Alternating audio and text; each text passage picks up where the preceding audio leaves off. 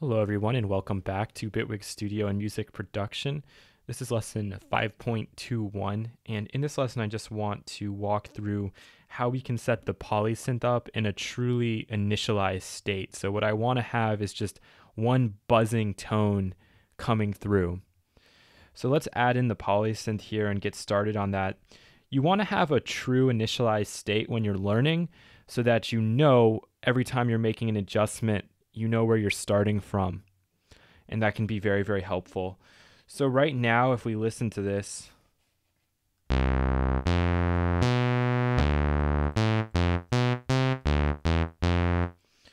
I'm certainly hearing a few things, and one other thing I want to check for, because we're starting at the very beginning, is does the synthesizer allow for me to play chords? And right now it does. It took a long time for synthesizers to develop polyphony or multi-voiced, the ability to play chords. They started out as being monophonic. Mono, one, just one voice. So that's what we want to do, and I want to take care of that first. So I'm going to start in this section over here all the way to the right. This is where we know our final output is, and I can turn that all the way down. We hear nothing, or pull it back up. I'm going to turn down the velocity sensitivity for now, and I'm going to enable this mono button here.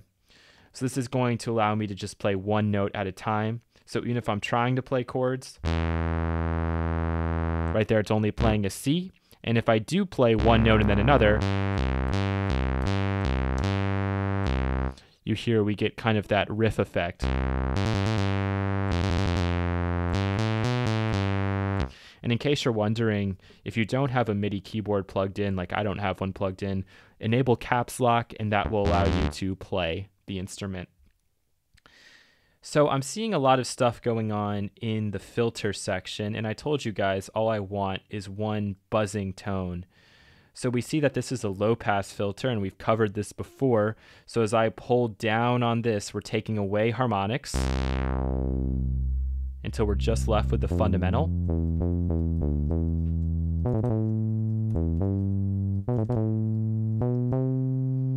And what I want is to open this all the way up so we're getting everything.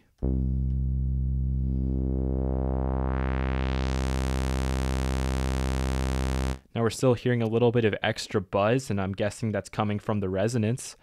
And the resonance is just going to hype this cutoff point. So I'm going to pull the resonance down.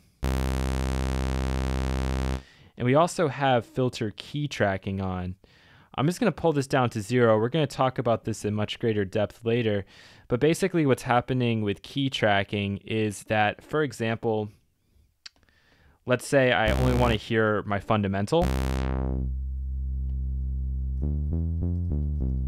Now if I play too high up on the keyboard, we're actually not going to hear anything because we've cut it all out. So if I'm playing up,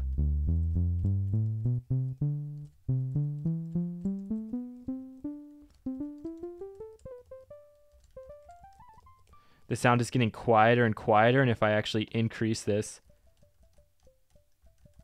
you can barely hear anything at all.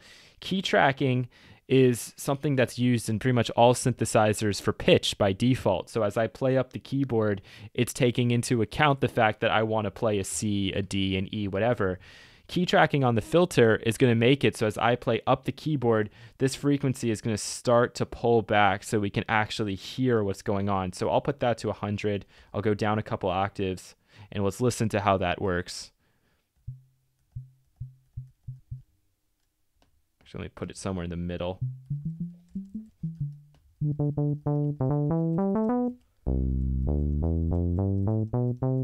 So as we go up,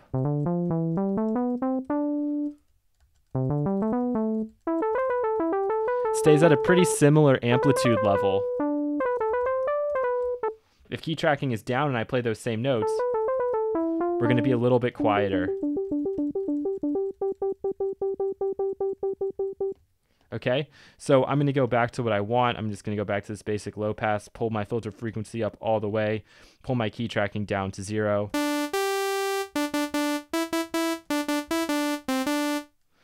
And now as I'm playing my note and I just try to hit it real quick, I'm hearing some movement, and it sounds like there's some movement going on in the filter, and that's what this section here is all about. This controls the movement of the filter. So if my filter is like somewhere at 50%, I increase the amount of depth here. I just pull up the attack. We'll hear the filter moving.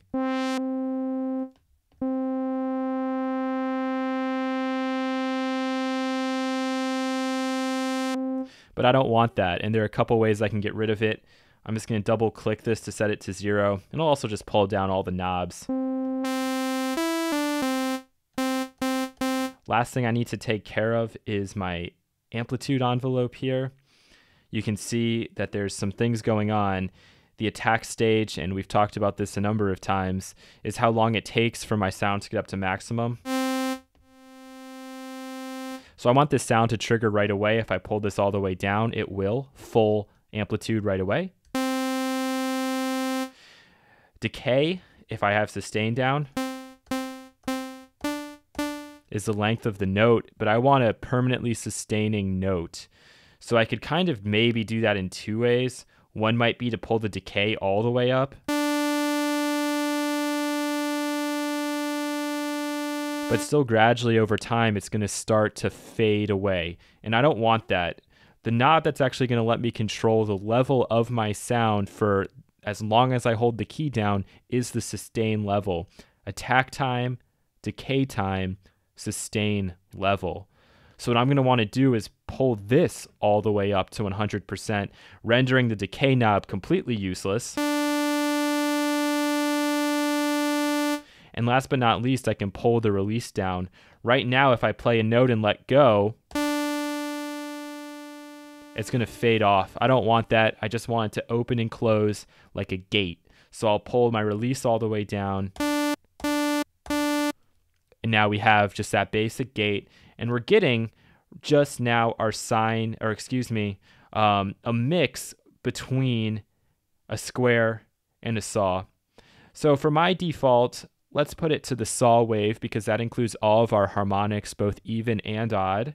And now we should be left with just a buzzing saw tone.